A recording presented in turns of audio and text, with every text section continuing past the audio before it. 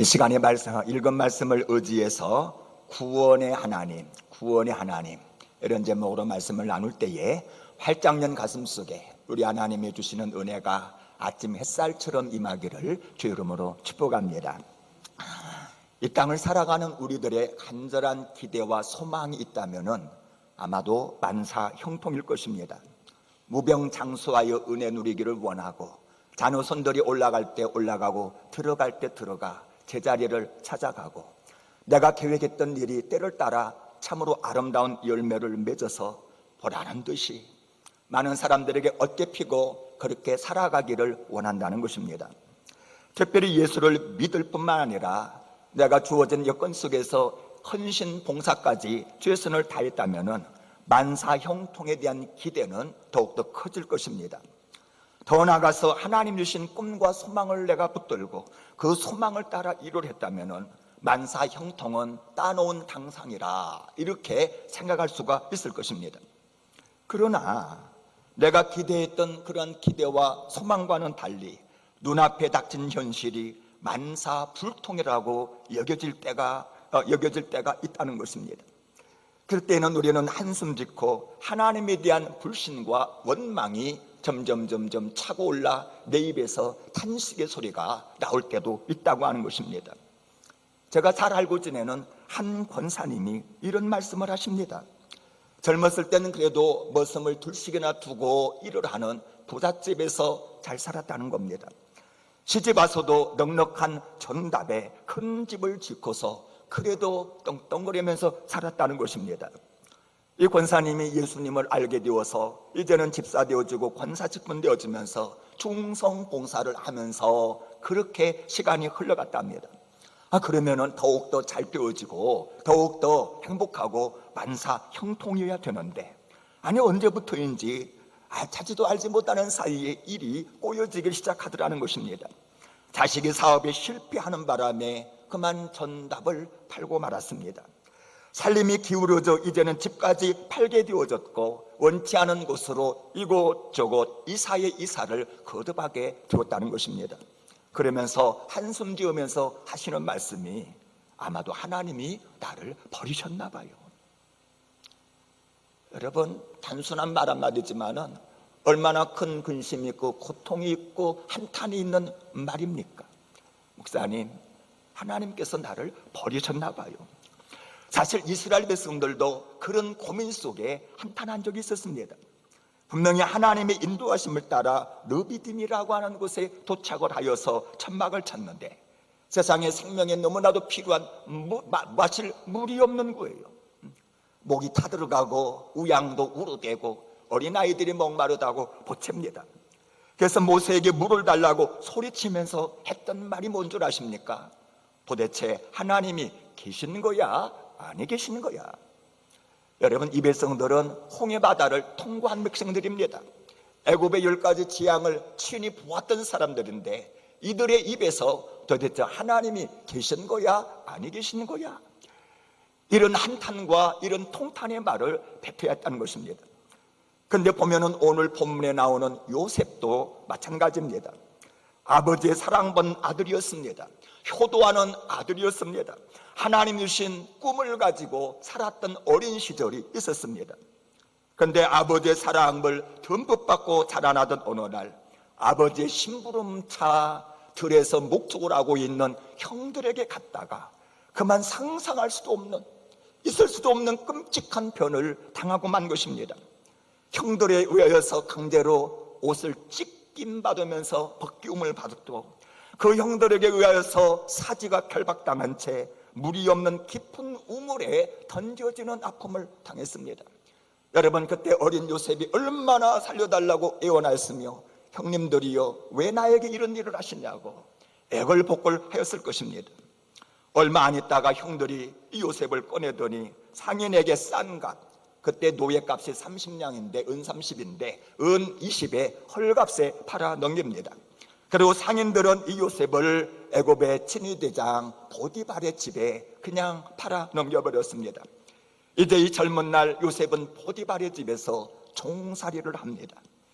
한 발 더 나아가 보디발의 아내의 유혹을 거절하는 것이 그만 화근이 되어가지고 죄수가 되어 옥살이를 하는 죄수의 신분이 되고 맙니다.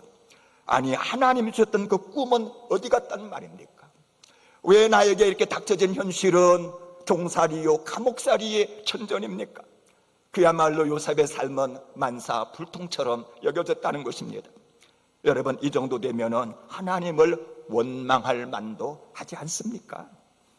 혹여나 오늘 이 자리에 계신 여러분들 가운데도 내 삶이, 지금 현재 내게 닥쳐진 모든 환경이 우겨싸움을 당하고 소망이 없는 요셉과 같은 환경이라 느껴지지는 않으십니까? 그러나 여러분, 요셉의 인생 소토리는 여기에서 끝나지 않았습니다. 감옥에 있던 어느 날 바로가 불러 나갔더니 지난밤 자기가 꾼 꿈의 이야기를 쭉 들려주면서 해석해달라는 거예요. 그래서 요셉이가 하나님의 감동으로 꿈을 해석해 주었더니 깜짝 놀라 하는 말, 하나님의 영에 이처럼 감동된 사람을 우리가 도대체 어디서 만날 수가 있겠느냐. 그러면서 그 자리에서 대애굽을 갖다가 총괄할 수 있는, 모든 곡물 정책을 갖다가 직접 수행할 수 있는 총리직을 받기더라 이 말이죠. 여러분, 인생 역전도 이런 역전이 없을 것이며 인생 성공도 이런 성공이 없었을 것입니다. 제수에서 이제 일약 총리가 된 요셉이 애굽 전역을 갖다가 다스리는데 너무너무 잘 다스리는 거예요. 그의 양국 정책은 얼마나 탁월했던지 근동아시아의 모든 사람들은 굶어 죽고 먹을 양식을 찾는데 저 애굽만은 먹을 양식이 철철 넘쳐 흐르더라 이 말이지요.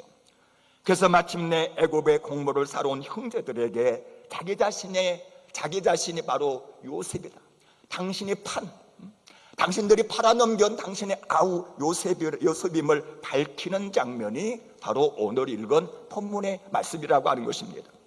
요지가 뭔 줄 아십니까? 오늘 본문의 요지가 이제는 다 이해가 된다 이 말이야. 다 이해가 되어진다.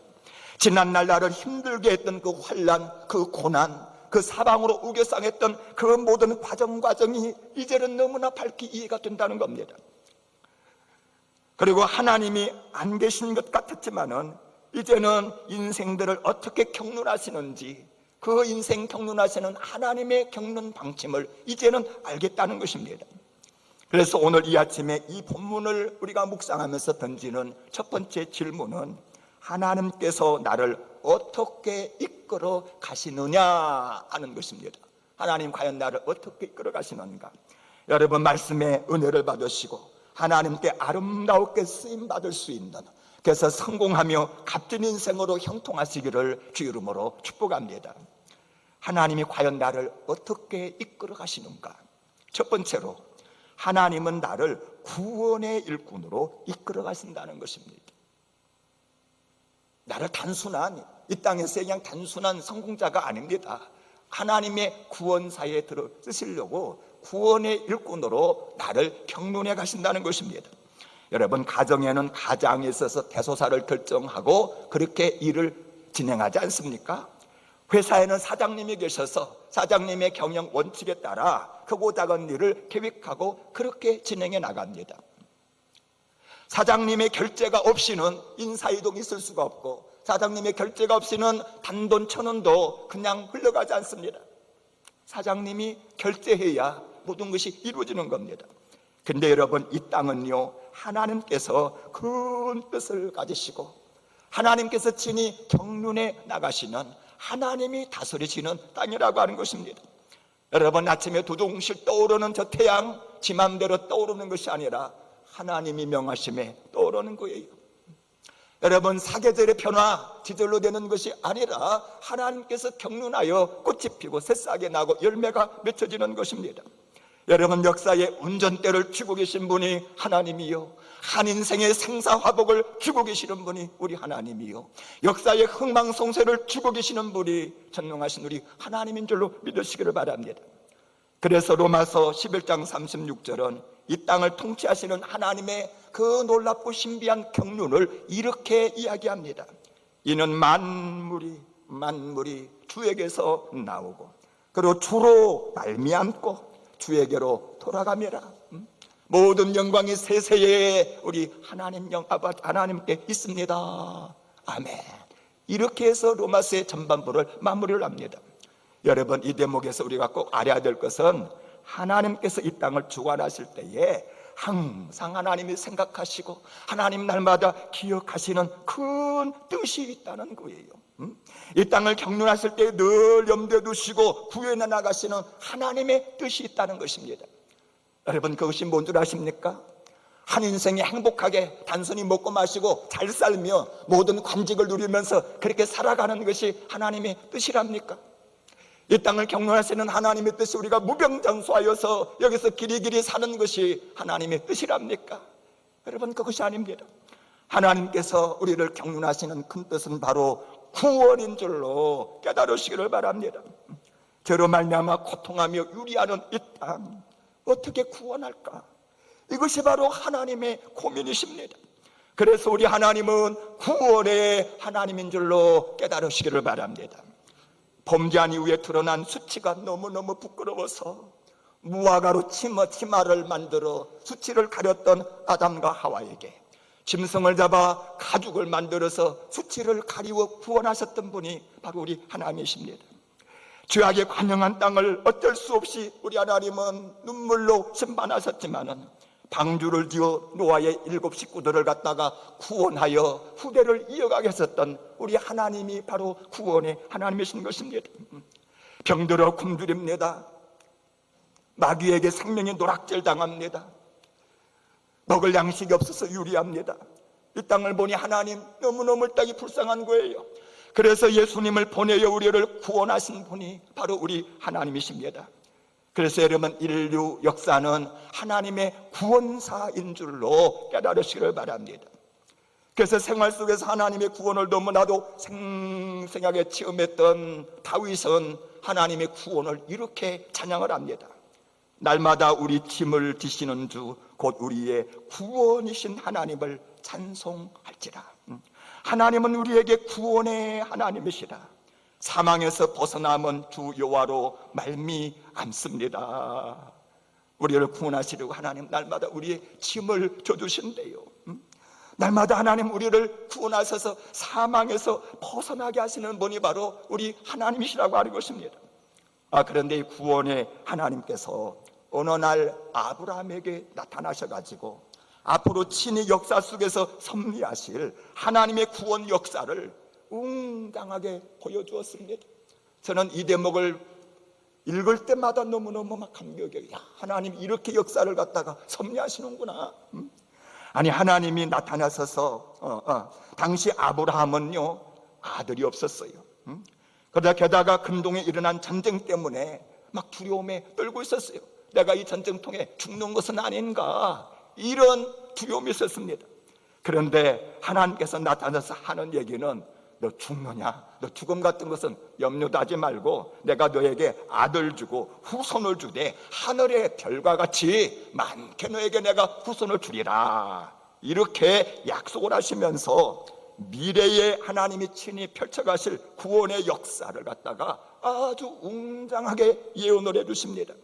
바로 창세기 15장 13절에서 14절에 보니까 여호와께서 아브라함에게 이르시되 너는 반드시 알라, 내 자손이 이방에서 객이 되어, 여기 이방은 바로 애굽입니다. 애굽 땅에서 객이 되어 그들을 섬기겠고 애굽 사람들을 섬기겠고 그들 애굽은 400년 동안 내 자손을 괴롭히리니 그들이 내 자손들이 섬기는 나라 애굽을 내가 이제 징벌할 것이며 그 후에 내 자손이 큰 재물을 이끌고 출애굽하여 나올 것이다. 요셉의 증조 할아버지 아브라함에게, 이미 요셉의 증조 할아버지 아브라함에게 미래에 펼쳐가실 구원의 역사를 다 이야기를 해 줬다는 것입니다. 이제 하나님께서 아브라함에게 미리 보여주신 이 뜻을 성취하시려면은요, 이스라엘 백성들을 애굽으로 보내야 되는 거예요. 애굽으로 보내야 되는 겁니다. 근데 이스라엘 백성들을 애굽으로 가게 할 때에 기둥같이 쓰임 받았던 사람이 누군 줄 아십니까? 바로 오늘 본문에 나오는 요셉이라고 하는 것입니다. 근데 놀라운 것은요, 당시 애굽으로 끌려와 총리 대신이 된 요셉은 자신이 하나님의 구원사에 놀랍게 쓰임받고 있다고 하는 이 사실을 깨달았다는 거예요. 하나님이 기가 막힌 방법으로 나를 사용하여 하나님의 구원 역사, 하나님의 그 구원 역사를 이루어 가시는구나 하는 것을 그는 깨달았다는 것입니다. 여러분 5절 한번 다시 한번 우리 읽어볼까요? 5절 말씀 시작. 당신들이 나를 이곳에 팔았다고 해서 근심하지 마소서, 한탄하지 마소서. 하나님이 생명을 구원하시려고 나를 당신들보다 먼저 보내셨나이다. 나를 이곳에 보낸 분은 하나님이십니다. 하나님이 나를 당신들보다 먼저 이 애굽으로 보냈습니다. 왜 보내신 줄 아십니까? 바로 당신들의 생명을 구원하시려고. 하나님은 구원의 하나님, 당신들의 생명을 구원하시려고 나를 애굽에 보냈습니다. 그런데 중요한 것은 어떤 방식으로 애굽에 보냈냐면은 당신들이 나를 파는 방식으로 이 땅에 보냈다. 우리들은 감히 이러한 하나님의 방법, 하나님이 일하시는 방법을 상상할 수가 없습니다. 놀랍게도 파는 방식으로 애굽을 구원자로, 요셉을 구원자로 애굽에 보냈다는 것입니다. 우리 7절도 같이 한번 읽어볼까요? 7절 시작. 하나님이 큰 구원으로 당신들의 생명을 보존하고 당신들의 후손을 세상에 두시려고 나를 당신들보다 먼저 보내셨나이다. 하나님이 나를 당신들보다 먼저 이곳에 보내셨습니다. 왜입니까? 구원하시라고. 당신들을 구원하고 후손들을 구원하고 장차 당신들의 후손으로 예수 그리스도를 보내주셔서 이 땅을 구원하시려고 나를 이곳에 보냈습니다. 그래서 요셉은 지금 하나님의 구원사에 놀랍게 쓰임받는 일꾼으로 자리매김되어지고 있다는 것입니다. 여러분 우리 8절도 같이 한번 읽읍시다. 시작. 그런즉 나를 이리로 보내신 이는 당신들이 아니요 하나님이시라. 하나님이 나를 바로에게 아버지로 삼으시고 그 온 집의 주로 삼으시며 애굽 온 땅의 통치자로 삼으시나이다. 내가 바로의 아버지, 다시 말해서 고문관이 되고 애굽 온 땅의 통치자가 되는 것은 절대 내가 잘나서 된 것 아닙니다. 하나님이 나를 고문관으로 삼아 애굽의 통치자로 삼으신 것은 바로 이스라엘을 구원하려고, 더 나아가서 이 땅을 구원하려고 하나님이 나를 통치자로 삼으신 것입니다. 여러분 이렇게 볼 때에 구원의 하나님께서 택한 백성들을 구원하시려고 수많은 사람들을 동원하여서 역사를 섭리하고 계셨다는 것입니다. 요셉으로 하여금 애굽에 팔려오게 하시고 옥살이하게 하시고 종살이하게 하셨습니다.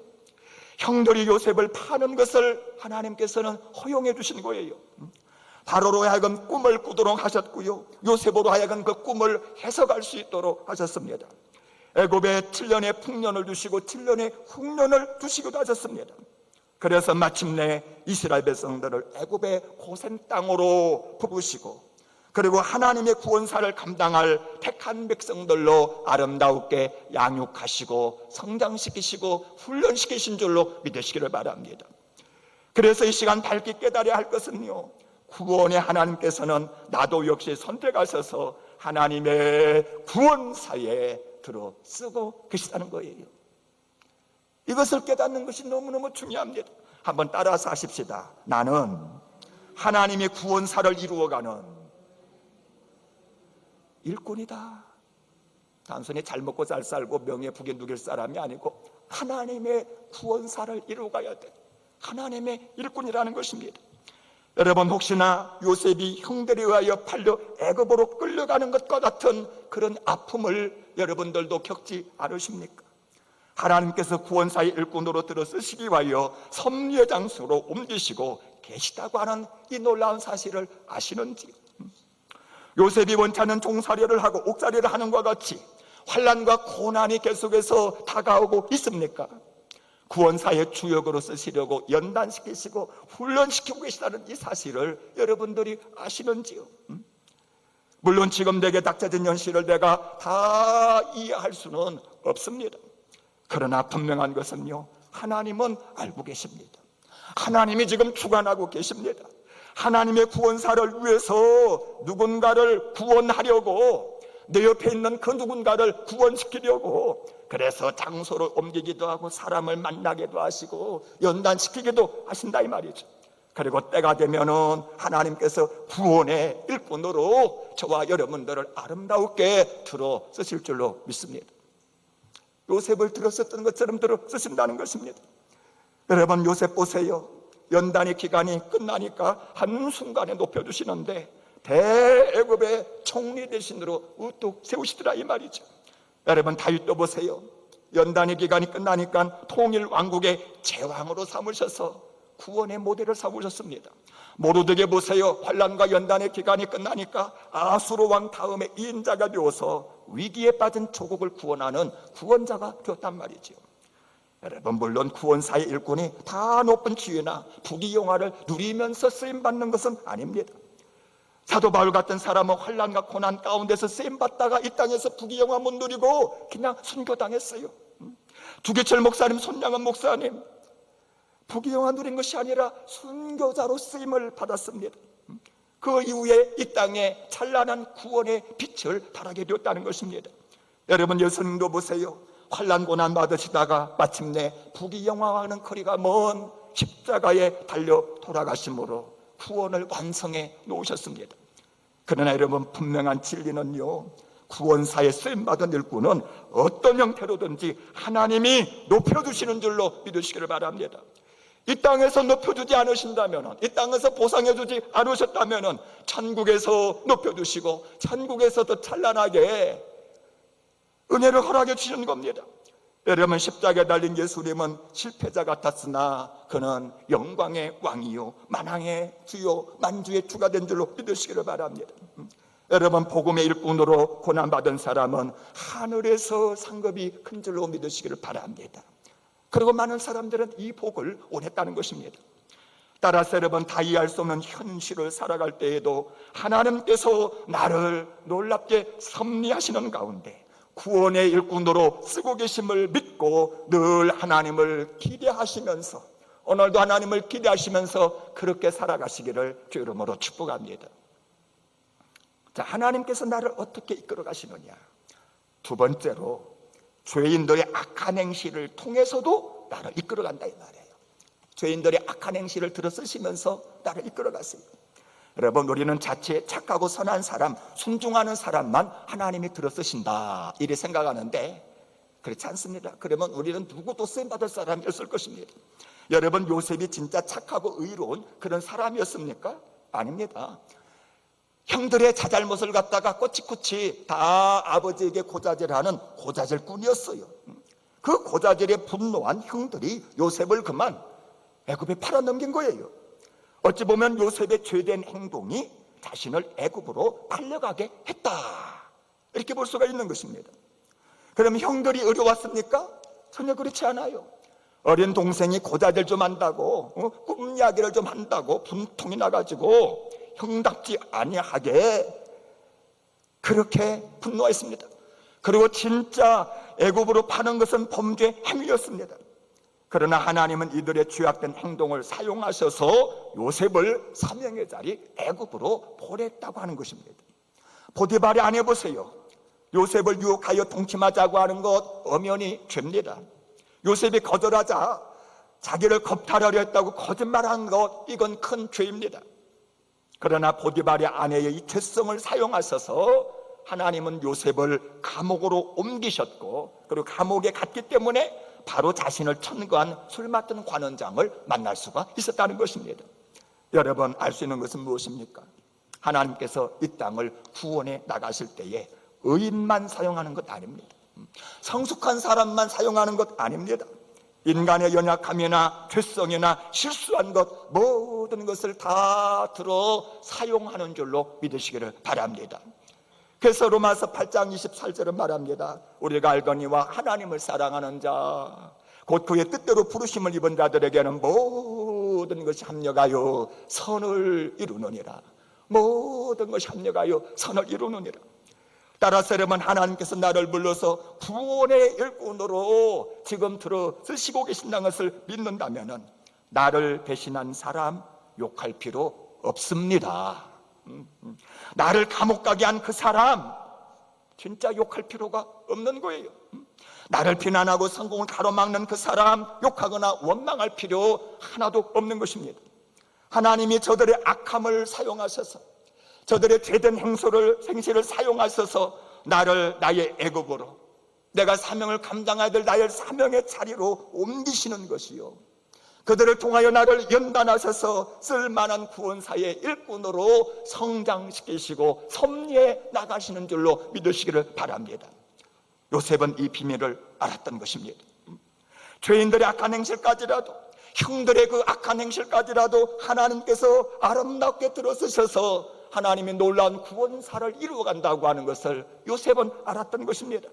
그래서 5절은 이렇게 얘기를 합니다. 당신들이 나를 이곳에 팔았다고 해서 근심 같은 거 하지 마세요. 한탄도 하지 마세요. 하나님의 생명을 구원하시려고, 나를 구원의 일꾼으로 삼으시려고 나를 당신들보다 먼저 보내셨는데, 8절에 보니까 그런즉 나를 이리로 보내신 이는 누굽니까?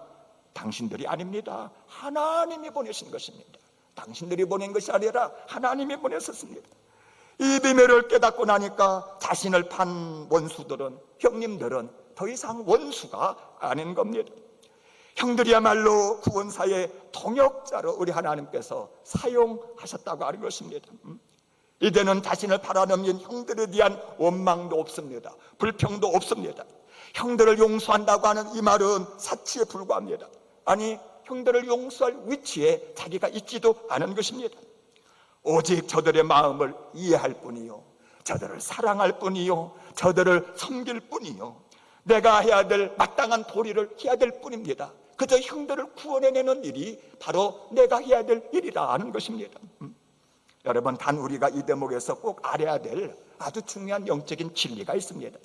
여러분, 내가 죄된 행실로 쓰임을 받으면은요, 죄값을 지불하는 방식으로 쓰임받는다고 하는 이 사실을 여러분 알고 계십니까? 이게 참 무서운 말이에요.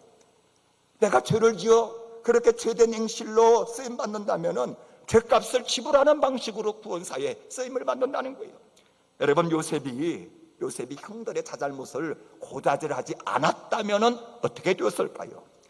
아마 팔려가는 방식이 아니라 더 멋진 방식으로 애굽으로 갔으리라고 저는 믿습니다. 여러분, 고자질했기에 그 대가를 요셉은 얼마나 톡톡히 받았는지 몰라요. 결박당하고 팔려가고 이런 방식으로 요셉은 애굽으로 갈 수밖에 없었습니다. 여러분, 형들도 요셉을 판 죄값을 톡톡히 치르면서 구원사에 쓰임을 받았다는 것입니다. 아버지에게 불신당합니다. 총리가 된 요셉에게 죽임당할까봐 얼마나 마음 졸이고 애타하면서 애굽으로 오갔는지 모릅니다. 따라서 여러분, 사명을 감당하고 있는 내 인생에 그 누군가가 끼어들어서 나를 괴롭게 할 그때에 여러분, 원망하지 마시기를 바랍니다. 그 사람들을 불평하지 마시기를 바랍니다. 왜 저 인생이 내 인생에 끼어들어서 나를 이렇게 힘들게 하냐고 말하지 마시기를 바랍니다. 그저 온전히 이 모든 것을 하나님께 맡겨버리시기를 바랍니다. 저들을 위하여 기도하시고 저들을 축복하시기를 바랍니다. 왜요? 저들의 죄된 행실을 사용하여 나를 구원사의 일꾼으로 지금 쓰고 계시니까. 왜요? 저들의 죄는 하나님께서 적당하게 갚으시면서 연단시키시고 훈련시키시면서 쓰시니까 그냥 하나님께 맡겨버리면 되는 겁니다. 이제 원하기는 저와 여러분들은 죄를 지어 죄값을 지불하는 방식이 아니라 선을 행함으로 하나님의 은총을 누리면서 그렇게 쓰임받는 구원사의 일꾼이 되시기를 주의 이름으로 축복합니다. 이게 얼마나 중요한 줄 몰라요. 이제 마지막 질문은 이것입니다. 그러면은 우리는 하나님 앞에서 어떻게 살아야 되느냐, 이 말이에요. 세 번째로 함께 하시는 하나님 바라보며 근실히 살아야 된다는 것입니다. 여러분, 우리가 하나님의 일꾼으로 살기에 좋은 환경에서 대접만 받으면서 그렇게 사는 것입니까? 그건 절대 아니지요. 원치 않는 곳에 끌려가기도 하고 총도로 타기도 하고 감옥살이 할 때도 있고 권력자 앞에 우리가 서야 될 때도 있습니다. 그런데 중요한 진리는 무엇이냐?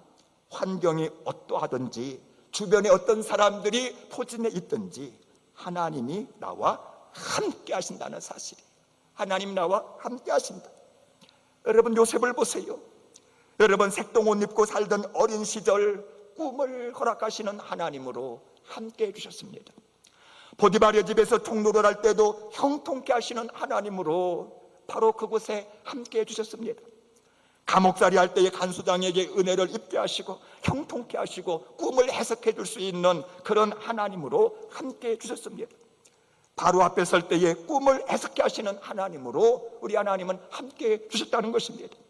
그래서 요셉의 탁월한 점이 무엇인가? 우리가 요셉에게 배워야 될 점이 무엇이냐?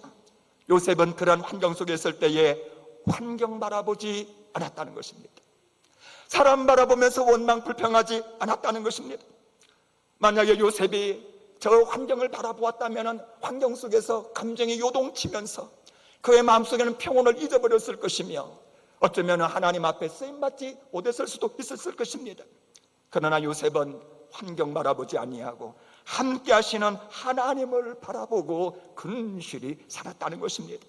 여러분, 얼마나 근실히 살았는지 보디발이 딱 요셉에게 일을 맡겨놓고는요 제반 간섭을 하지를 않았어요. 그랬더니 하나님께서 형통케 하시는데 요셉 때문에 가산이 풍성해지더라. 그러니 요셉을 신임하지 않을 수가 없는 것입니다. 여러분, 요셉은 종노릇하면서도 자유자로 살았고 그 집에서 천국과 같은 삶을 산 줄로 믿으시기를 바랍니다. 여러분, 보디발의 아내가 동침하자고 막 유혹할 때에 사실 얼마나 솔깃합니까? 요셉도 아주 젊은 청춘입니다. 정욕이 있습니다. 육체적 쾌락을 즐길 수가 있고 주인 아주머니의 애틋한 사랑도 받을 수가 있고 오히려 거절하면 불이익을 당할 수 있다고 하는 거 너무너무 잘 아니 굉장한 유혹이었을 것입니다. 그런데 보디발의 아내가 유혹할 때에 요셉이 했던 말이 얼마나 놀라운 줄 모릅니다. 내가 어찌 이 큰 악을 행하여 하나님께 죄를 지으리요. 이 큰 악을 행하여 어찌 하나님께 죄를 지으리요. 요셉은 종살이 할 그때도 사람 바라보지 않았다는 것입니다. 함께 하시는 하나님을 바라보고 있었어요. 하나님 앞에서 그는 살고 있었습니다. 하나님의 법도에 충실하면서 그는 살고 있었다는 것입니다. 결과 죄인이 되어서 감옥으로 옮겨지지만 아픔을 겪지만 감옥에서 술 맡은 관원장을 만나 바로 앞에 서는 은혜를 누릴 수가 있었다는 것입니다. 여러분, 41장에 보면은요 요셉이 바로의 꿈을 해석하는 장면이 나오는데 얼마나 감동인 줄 모릅니다. 바로가 물어요. 너는 꿈을 들으면 능히 꿈을 푼다고 그러던데 사실이냐? 그런데 요셉이 말합니다. 하나님께서 바로에게 편안한 대답을 하시리이다. 내가 꿈을 해석하는 거 아니라 이 말이죠. 하나님께서 꿈을 해석해 주신다는 겁니다. 그래서 요셉의 꿈을 해석했을 때에 바로가 듣고 신하들에게 했던 말이 얼마나 감동적인 줄 몰라요. 하나님의 영에 감동된 사람을 우리가 어찌 찾을 수 있으리요? 하나님의 영에 감동된 사람을 어찌 우리가 찾을 수 있느냐? 요셉은 하나님의 영에 의하여 감동된 사람이었습니다. 하나님의 숨결이 그의 마음속에 있었던 사람입니다. 하나님의 지혜가 꿈틀리고 있는 사람이었습니다. 그래서 요셉은 이랴 총리가 될 수 있었다고 하는 것 여러분 기억하시길 바랍니다. 여러분, 무슨 말입니까? 우리가 하나님의 구원사를 이루는 일꾼으로 살아갈 때에 환경 그거 중요하지 않다는 거예요. 옆에 어떤 사람이 있느냐 중요하지 않다는 겁니다. 내가 처한 상황이 어떠하느냐 중요하지 않다는 것입니다. 함께 하시는 하나님을 내가 바라볼 수 있느냐, 하나님을 의지하여서 얼마나 내가 근실하게 오늘을 성실하게 내게 주어진 일을 감당하면서 살아가느냐, 이걸 중요하다는 거예요. 요셉처럼 함께 하시는 하나님을 바라보고 하나님을 의지하여 우리가 살아가기만 한다면 종과 같으나 자유자가 될 것입니다. 감옥과 같은 곳에 처했을 때도 그곳이 바로 천국과 같이 되어서 은혜를 누리게 될 것입니다. 구원사의 형통한 은혜를 경험하면서 놀라웁게 쓰임받을 수 있는 줄로 믿으시기를 바랍니다. 이제 원하기는 비록 내가 연약해도, 내가 부족해도, 내가 처해 있는 현실이 열악하다 할지라도 하나님께서 나를 들어서 구원사의 아름다운 일꾼으로 오늘도 사용하고 계신 줄로 믿으시기를 바랍니다. 나를 연단시키시면서 때를 따라오는 은혜대로 이끌고 계시는 줄로 믿으시기를 바랍니다. 그래서 오늘을 살아가는 이 한 날 우리 하나님을 바라보고 근실히 살아감으로 하나님의 구원사에 아름답게 쓰임받을 수 있는 저와 여러분들이 되시기를 주의 이름으로 축복합니다.